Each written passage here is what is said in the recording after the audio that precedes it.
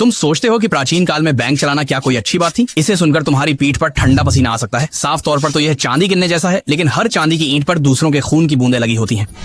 आपका उपनाम जाओ है, गली में सब आपको जाओ तीसरे साहब कहते हैं। सुनने में तो सही लगता है, असल में वो जो बोझ उठाने वाले हैं, खेती करने वाले हैं, पीठ पीछे तुम्हें झाव खाल खींचने वाला कहते हैं, लेकिन तुम्हें कोई परवाह नहीं। जितना ज्यादा वो गाली देते हैं उतना ही तुम आराम महसूस करते हो। इसका मतलब है कि तुम्हारी यह छुरी काफी तेज है। जब मांस काटते हो तो काफी दर्द होता है। 10 साल पहले तुम अभी भी सड़क के किनारे टोफू का ठेला लगाते थे। सुबह होने से पहले ही चक्की के सामने बैठकर चक्कर लगाते थे, जिससे तुम्हारे दोनों हाथों में छाले पड़ जाते थे और साल भर में बस आधा पेट ही भर पाते थे। उस दिन दीवार के पास बैठकर ठंडा वोटो खा रहा था, अचानक कटोरा गिरा दिया। उसकी माँ की दही बेचने में कहाँ सूदखोरी जितना मजा है। जो सोचा वो किया, तुमने घर की सारी टूटी फूटी चीजें गिरवी रख दी और दांत भींचकर ऊंचे ब्याज पर कर्ज लिया। आखिरकार चांगान गली के सबसे दिखावटी जगह पर एक छोटा सा दुकान ले लिया। लकड़ी के बोर्ड पर 4 काले अक्षरों में यूनतोंग कियानजुआंग लिखा था। खुलने के दिन तुम अबेकस पकड़े कांप रहे थे, खाली दुकान को देखते हुए सोच रहे थे, इस गरीब इलाके में कोई अपनी मेहनत की कमाई यहाँ क्यों लाएगा। दोपहर से पहले ही बगल में बेकरी चलाने वाले बूढ़े वांग एक तेल लगे कपड़े के पैकेट के साथ अंदर आ गए। उनके हाथ कांप रहे थे जैसे मिर्गी का दौरा पड़ गया हो। तीन साहब, मैं कुछ पैसे जमा करना चाहता हूँ, क्या यहाँ सुरक्षित रहेगा? तुम्हें हंसी आ गई, लेकिन चेहरे पर मुस्कान थी। पक्का तुम्हारे घर के खाट के छेद से बेहतर है। हम देखिए सुरक्षित दिया वो ये कपड़े की थैली छुआ तो वो पूरी तरह से भारी तांबे के सिक्कों से भरा हुआ। आप धीरे धीरे खाता लिखते हैं और फिर बूढ़े वांग के कंधे पर थपथपाते हैं। लेकिन पहले ही कह देता हूँ, हर महीने एक हिस्सा रखरखाव शुल्क लगेगा। पूरा चेहरा सफेद हो गया। होंठ काफी देर तक कांपते रहे, लेकिन सोचते हुए कि चोरी या लूट से बेहतर है बस दांत भींचकर मान गया। उसे 3 बार पीछे मुड़कर देखते हुए, बाहर जाते हुए देखते हुए तुम पीछे से थूकते हुए बोले, इन गरीबों के पैसे नहीं लूटे तो बेकार है। 3 महीने भी नहीं हुए थे कि तुम्हारे इस बैंक की ख्याति फैल गई। छोटे विक्रेता डरते हैं कि पैसे जेब में रखे रहने पर लूट लिए जाएंगे। किसान अपनी फसल बेचने के पैसे तुम्हारे पास लाते हैं। यहाँ तक कि कोठे की लड़कियां भी चोरी छिपे अपनी निजी बचत जमा करने आती हैं। हर सुबह जब दरवाजा खुलता है, पैसे जमा करने वालों की कतार गली के इस छोर से उस छोर तक लग जाती है और काउंटर के पीछे चांदी का ढेर पहाड़ जैसा लगता है, जिसकी चमक आंखें चौंधिया देती हैं।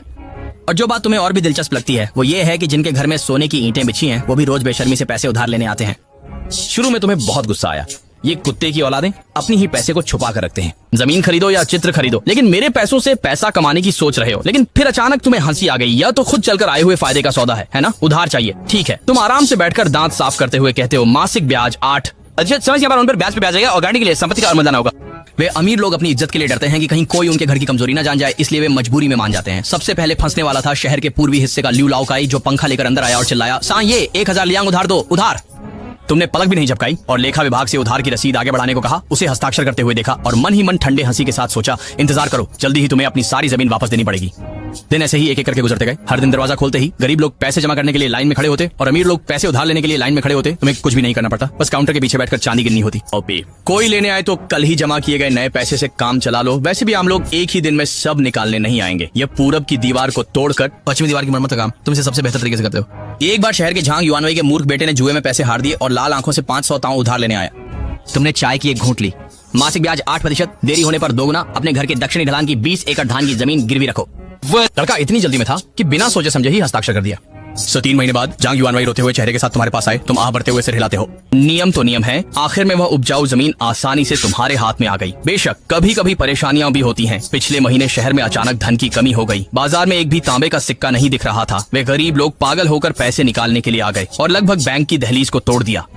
तुम पिछवाड़े में बेचैनी से चक्कर काट रहे थे, अचानक अपनी जांग पर हाथ मारा। कोई है, एक घोषणा लिखो। अगले दिन सुबह बैंक के दरवाजे पर एक बोर्ड लगा था, आज से हर व्यक्ति प्रतिदिन अधिकतम 5 तौल ले सकता है, महीने में अधिकतम 30 तौल। विशेष समय में आशा है कि आप सभी समझेंगे। दरवाजे के बाहर तुरंत भंगाना हो गया। हर तरफ से गालियां आने लगी। तुम हमें मार डालना चाहते हो और तुम अंदर बैठकर आराम से चाय पी रहे हो, गुनगुना रहे हो।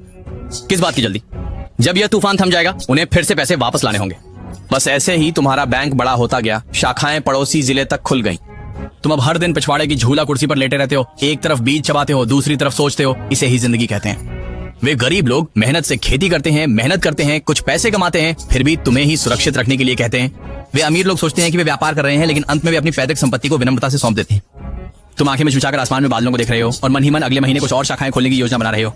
ये पैसा सच में जितना कमाओ उतना लालची बनो, जितना लालची बनो उतना ही लत लगती है।